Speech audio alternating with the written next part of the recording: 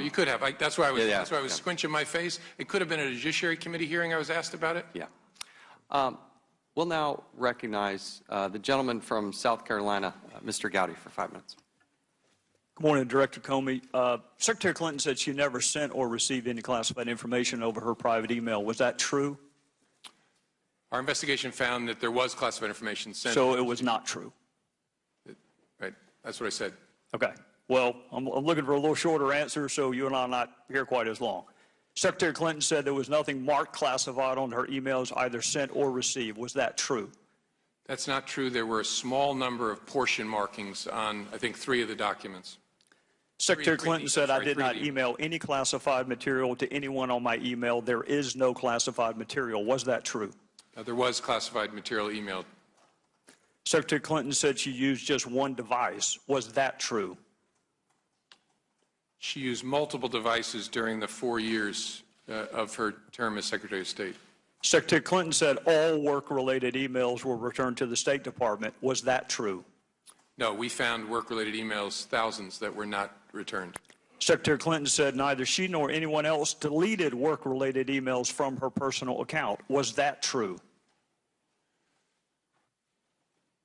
That's a harder one to answer.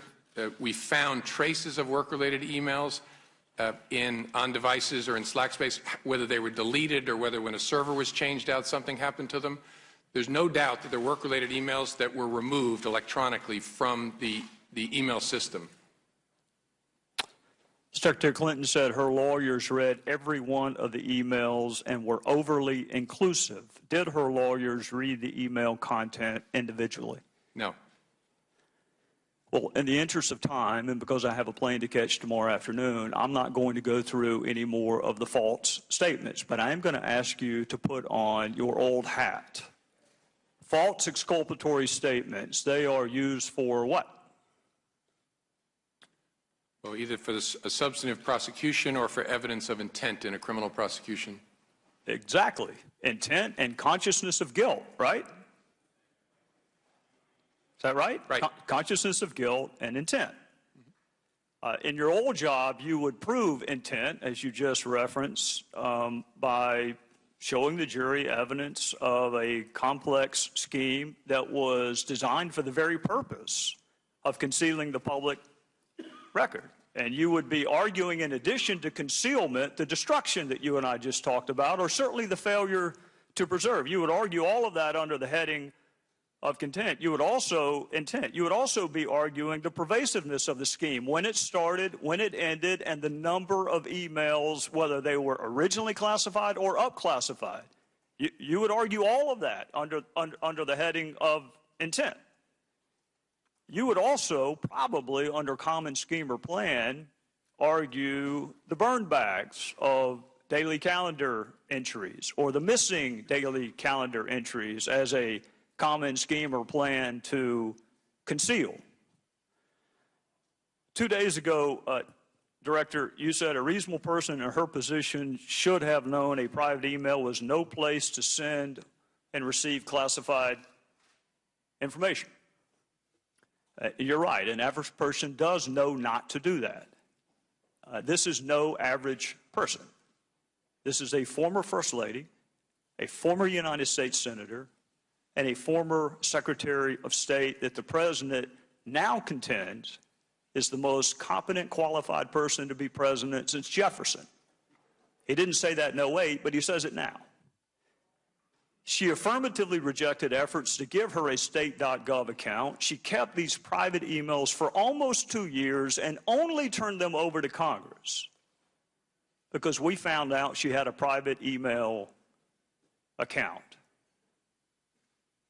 So you have a rogue email system set up before she took the oath of office, thousands of what we now know to be classified emails, some of which were classified at the time. One of her more frequent email comrades was in fact hacked, and you don't know whether or not she was. And this scheme took place over a long period of time and resulted in the destruction of public records, and yet you say there is insufficient evidence of intent. You say she was extremely careless, but not intentionally so. You and I both know intent is really difficult to prove. Very rarely do defendants announce, on this date, I intend to break this criminal code section. just to put everyone on notice, I am going to break the law on this date. It never happens that way. You have to do it with circumstantial evidence. Or if you're Congress and you realize how difficult it is to prove specific intent, you will formulate a statute that allows for gross negligence. My time is out, but this is really important. You mentioned there's no precedent for criminal prosecution. My fear is there still isn't. There's nothing to keep a future Secretary of State or President from this exact same email scheme or their staff. And my real fear is this. It's what the chairman touched upon. This double-track justice system that is rightly or wrongly perceived in this country. That if you are a private in the Army and you email yourself classified information, you will be kicked out. But if you are Hillary Clinton and you seek a promotion to Commander-in-Chief, you will not be. So what I hope you can do today is help the average person, the reasonable person you made reference to, the reasonable person understand why she appears to be treated differently than the rest of us would be. With that, I would yield back. We'll now recognize the gentlewoman from New York, Ms. Maloney.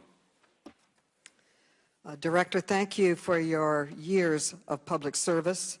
You have distinguished yourself as the Assistant U.S. Attorney for both the Southern District of New York and the Eastern District of Virginia.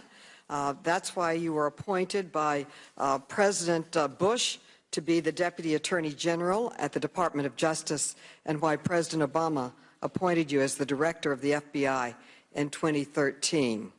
Despite your impeccable reputation for independence and integrity, Republicans have turned on you with a vengeance immediately after you announced your recommendation not to pursue criminal charges against Secretary Clinton. Let me give you some examples. Representative Turner said, and I quote, "The investigation by the FBI is steeped in political bias," end quote. Was your investigation steeped in political bias, yes or no? No, it was steeped in no kind of bias. Thank you. The Speaker of the House, Paul Ryan, was even more critical. He accused you of not applying the law equally. He said your recommendation shows, and I quote, "The Clintons are living above the law. They're being held to a different set of standards. That is clearly what this looks like," end quote. How do you respond to his accusations that you held the Clintons to a different set of standards than anyone else? Did you hold them to a different standard or the same standard? It's just not accurate. We try very hard to apply the same standard whether you're rich or poor, white or black, old or young, famous or not known at all. I just hope folks will take the time to understand the other cases, because there's a lot of confusion out there about what the facts were of the other cases that I understand lead good people, reasonable people to have questions. Senator Cruz also criticized you. He said that there are, and I quote, "serious concerns about the integrity of Director Comey's decision." He stated that you, quote, "you had rewritten a clearly worded federal criminal statute." Did you rewrite the law in any way or rewrite any statute? No. Now, I truly hesitate to mention the next one. But Donald Trump took these conspiracy theories to a totally new level. He said, and I quote, "It was no accident that charges were recommended against Hillary the exact same day as President Obama campaigned with her for the first time." So did you plan the timing of your announcement to help Secretary Clinton's campaign event on Tuesday? No.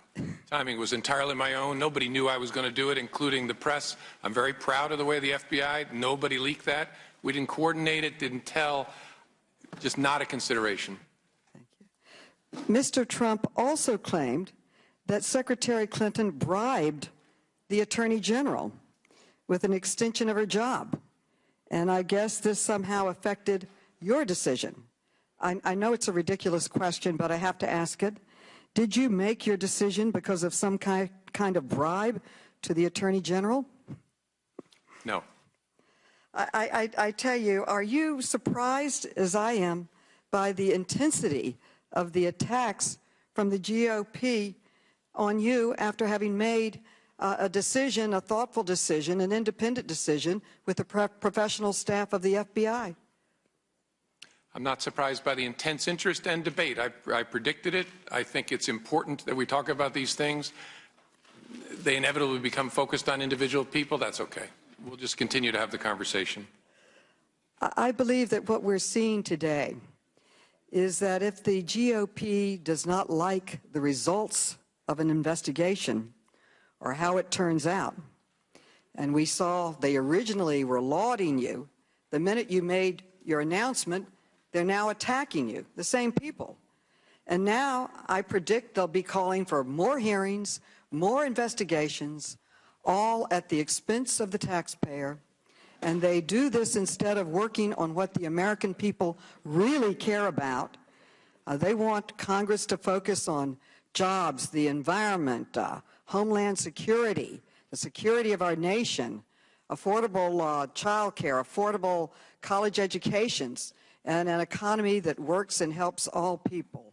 I thank you for performing your job with distinction and the long history of your whole profession of integrity and independence. And thank you very much. My time has expired. Thank the gentlewoman. We'll now recognize the gentleman from Ohio, Mr.